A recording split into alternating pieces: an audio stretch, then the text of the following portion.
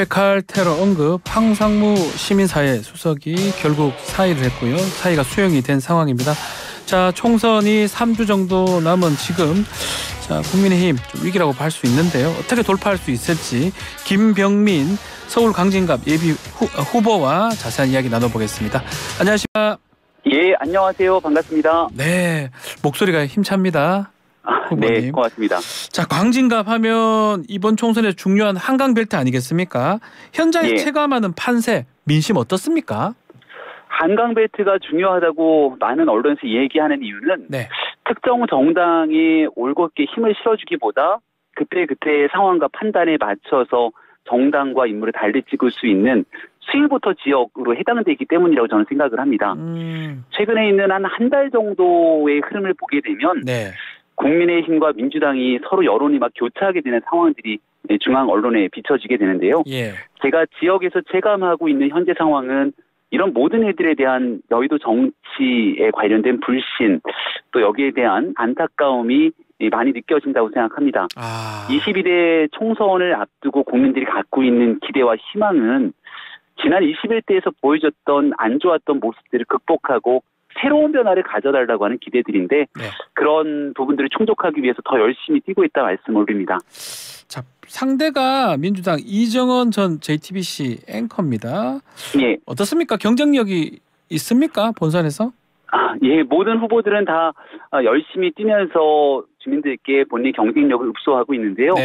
저희 광진갑 지역을 보게 되면 이정원 후보는 사실 광진갑에 별다른 연고가 없이 중앙정치 이슈로 지역의 출마를 선언한 후보입니다. 작년 이맘때까지만 하더라도 전주 지역에서 출마를 준비했다 이렇게 알려져 있는 후보기도 하죠. 그래서 지금 광진 지역에 온 지 얼마 되지 않아서 지역에 관련된 여러 현안이라든지 또 지역 주민들을 위한 여러 정책들 중심으로 선거를 치러야 되는데 그런 부분 속에서는 아직까지 이 광진 지역에 특화된 모습들을 보이고 있지 못해서 광진 지역에서 나고 자랐고 또 오랜 기간 광진에서 준비해왔던 지금 상황에서의 경쟁력들 이런 부분들을 평가받기 위해 열심히 노력하고 있다 말씀을 드리겠습니다. 조금 전 나온 속보 질문도 한번 드려야 될 것 같습니다. 황상무 시민사회 수석 대통령이 사의를 이제 수용을 했습니다.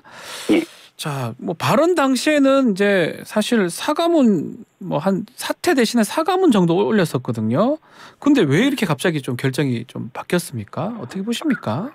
예, 국민 눈높이에 맞는 결정이라고 생각을 하고요. 그 어떤 공직에 있는 사람이든지 간에 국민들께서 지켜보시기에 부적절한 말과 또 부적절한 행동으로 국민의 신뢰를 저버리는 사람들이 있다면 여기에 대해서 국민 눈높이에 맞는 결단들이 필요하다고 생각을 합니다. 또 더군다나 지금은 총선, 국회의원 선거가 채 20여일밖에 남지 않는 상황이기 때문에 TV 뉴스를 켜면 온통 황상무 수석에 관한 뉴스가 도배를 하고 있지 않습니까? 이런 일들이 지속되게 됐을 때 총선에 악영향을 끼칠 뿐 아니라 윤석열 정부가 해야 되는 굉장히 중요한 국가적 아젠다들이 많이 있거든요. 오늘 YTN 라디오에서 다뤘던 이 의대 정원 문제를 비롯해서 또 물가 문제, 정부가 힘있게 풀어가야 될 많은 국정 과제들이 이런 황상무 수석 등 특정 인사들의 문제로 묻히게 된다면 오히려 그 동력이 빠질 수 있다. 따라서 여기에 대한 즉각적이고 빠른 결정이 필요하다고 생각했는데 잘된 결정이라고 생각합니다. 6일 만에 사의 수용이 된 겁니다. 논란 발생한 지. 이게 좀 늦었다고 보진 않습니까? 지난 주말이 조금 분기점이지 않았냐 이런 목소리를 주시는 분들도 많이 계십니다. 시기적으로 봤을 때 판단이 어찌들이 있겠습니다만 특히 선거를 기준으로 놓고 보게 된다면 하루 동안에도 엄청나게 많은 일들이 벌어지고 후보자는 그 하루가 굉장히 긴 시간으로 느껴집니다.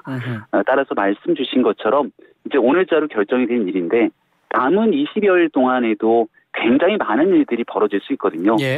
국민의힘이든 민주당이든 이렇게 나타나게 되는 부정적인 뉴스들과 부정적인 이 상황들을 얼만큼 이 위기관리 능력들을 보여지는지가 이번 선거에서 또 국민들께 평가받고 판단되는 중요한 잣대가 되지 않을까 생각합니다. 결국 말씀처럼 총선에 미칠 영향을 고려해서 결정한 것이 아닌가 생각이 드는데 이거 말고도 이종섭 또 호주 대사 문제도 있습니다. 이 논란으로 수도권 위기론이 다시 고개를 드는 분위기인데 실제로 수도권 후보로 뛰는 입장에서 어떻습니까? 네. 수도권 후보로 뛰는 입장에서는 집권당이 갖고 있는 힘 있는 정책들로 네. 이번 총선에 우리가 일당이 되게 된다면 아하.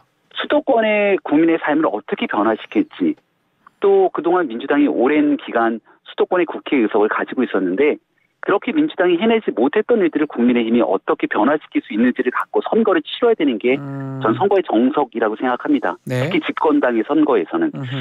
그런데 그런 뉴스들을 국민들께 알려드리기 전에 지금 말씀 주신 중앙 언론에서 네. 얘기되고 있는 뉴스들이 전체적으로 많은 국민들께 회자되기 시작한다면 실제 우리가 치러야 되는 선거 캠페인은 해보지도 못한 채 부정적인 이슈들로 정리되는 선거 국면들을 맞이할 수밖에 없거든요. 예. 지금은 이 수동적으로 지금 대통령실이나 여당이 끌려가듯이 선거를 치르는 게 아니라 집권 여당이기 때문에 주도적인 정책 이슈를 갖고 선거를 치러야 된다고 생각합니다. 네. 그러기 위해서라도 비판적이고 부정적인 뉴스들은 빠른 속도로 좀 결기 있게 끊어줄 수 있는 결단이 필요한 때가 아닌가라고 생각합니다. 자, 또 한 가지 문제가 이종섭 대사잖아요. 한동훈 네. 위원장마저 복귀하라고 이렇게 얘기를 했습니다. 이건 어떻게 봐야 됩니까, 후보님? 네, 한동훈 비상대책위원장은 국민의힘에 있는 많은 인사들이 네. 의원총회 또 원외위원장과의 모든 간담회 등을 통해서 이 위기 상황을 돌파할 수 있는 사람은 단 한 사람 한동훈밖에 없다고 당시 위기의 지도부의 구원투수로 비상대책위원장을 모셔왔습니다. 네. 그리고 그렇게 한동훈 위원장 중심으로 선거를 치르면서 지난 2월부터 3월에 이르기까지 국민의힘의 지지율을 높게 끌어당기는 데 큰 역할을 해왔죠. 그리고 지금도 여전히 한동훈 위원장이 이번 선거를 총괄 진두지휘에서 치르고 있습니다. 네. 한동훈 위원장에게 많은 후보들이 조금 더 선거를 제대로 이끌어달라라고 하는 의지들을 많이 피력하고 있다고 생각하고요. 또 한동훈 위원장이 지역에 뛰고 있는 후보들의 마음을 담아서 아하. 여러 정치적 메시지도 내고 있는 만큼 갈등이 이 모든 일들이 갈등으로 국민들께 비춰지기보다 네. 국민들의 걱정과 우려 상황을 당이 주도적으로 슬기롭게 대화로 조절할 수 있는 역량과 능력을 보여주는 게 중요하다라고 생각하고 그런 일들을 조만간 당과 또 정부가 긴밀하게 협의하는 그런 모습들을 국민들께 보여줄 필요가 있지 않나 생각합니다. 지금 후보님이 갈등 말씀을 하셨는데 보도는 계속 윤한 갈등 2라운드 아니냐. 2라운드 곧 있을 것 같다. 한동훈 위원장이 좀 그립을 지고 있다. 뭐 이런 얘기도 하고 있는 것 같습니다. 어떻습니까? 정치는 모든 사람이 똑같은 생각을 가지고 있을 수는 없다고 생각합니다.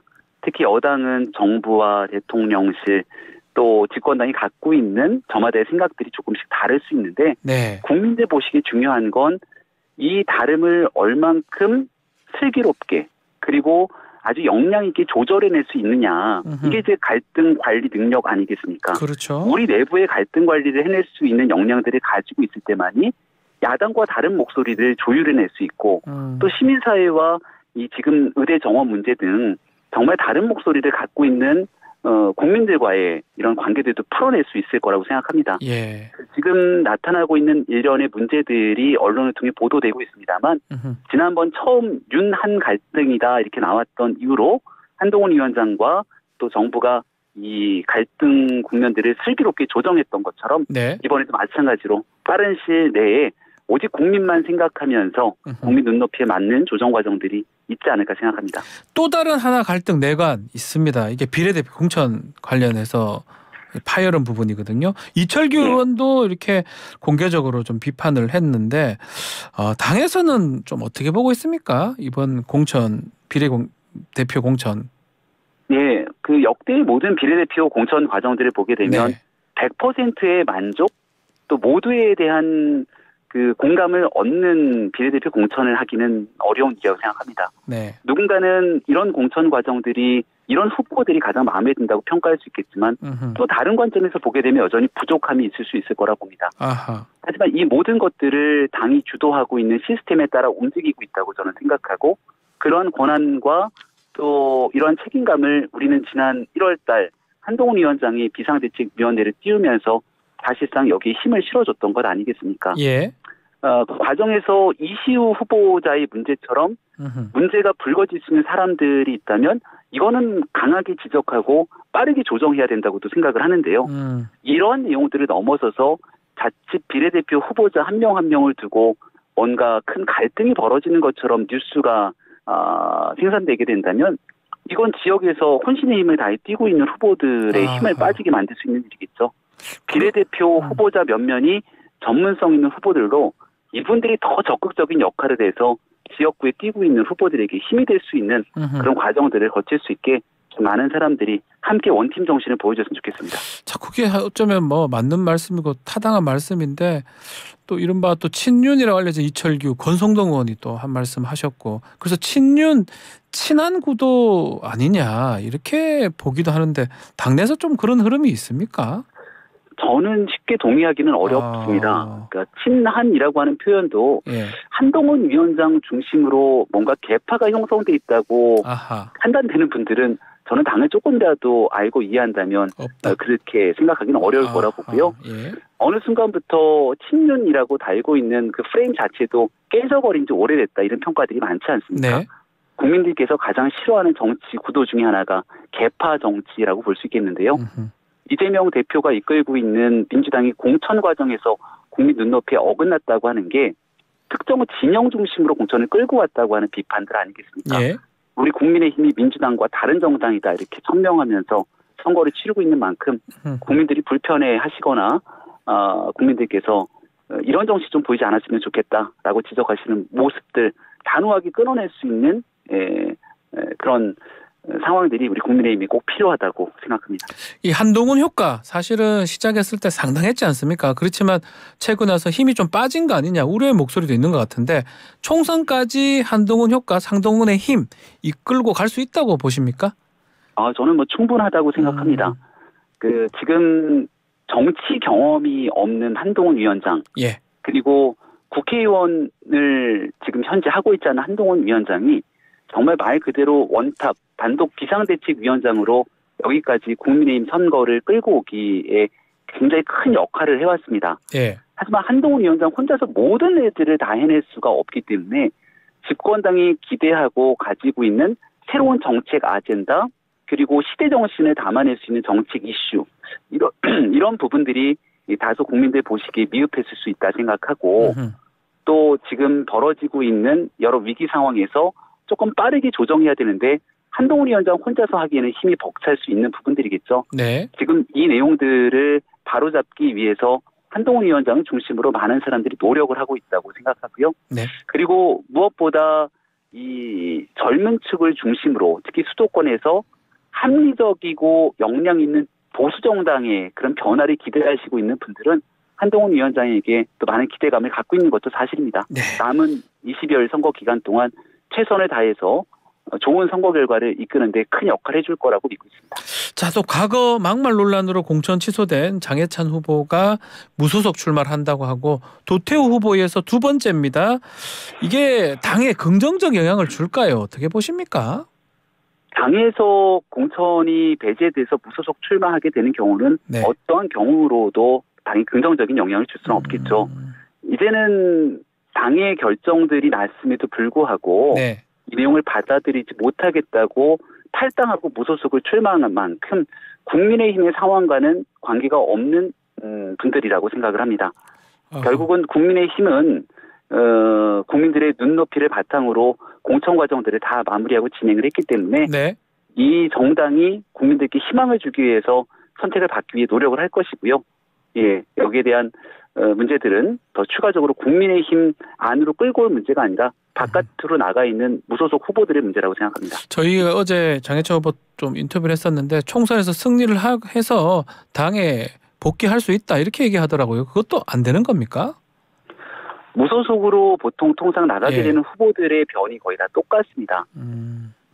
하지만 결국은 총선 승리를 하기 위해서 각자의 후보들이 하고 있는 캠페인일 뿐 국민의힘은 국민 눈높이에 맞는 부분들을 중심으로 공천 과정들을 진행하고 또 거기에 맞춰서 선거를 치르고 있는 과정들이기 때문에 해당 지역에도 국민의 힘으로 공천된 인사들이 있습니다. 그렇죠.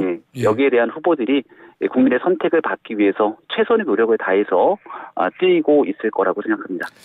자, 뭐 마지막으로 시간 얼마 안 남았는데 지금 국민의힘 서울의 열석도 어렵다 이런 얘기도 있고 또 한강벨트에서 좀 후보로서 좀 앞으로 후보로서의 계획이나 포부도 좀 말씀 좀 부탁드리겠습니다. 짧게 부탁드리겠습니다. 네, 지역의 새로운 변화 그리고 여의도 정치권의 변화를 가져오기 위해서 열심히 노력하고 있고 많은 국민들께서 새로운 변화를 기대하고 희망하고 있다고 생각합니다. 서울 수도권은 말 그대로 열흘 20일 기간 동안에도 여론이 5%에서 10%까지 언제든지 움직일 수 있기 때문에 가장 낮은 자세로 국민들 마음을 얻고 새로운 변화를 가져오기 열심히 뛰겠습니다. 알겠습니다. 자, 오늘 말씀 여기까지 듣겠습니다. 감사합니다. 고맙습니다.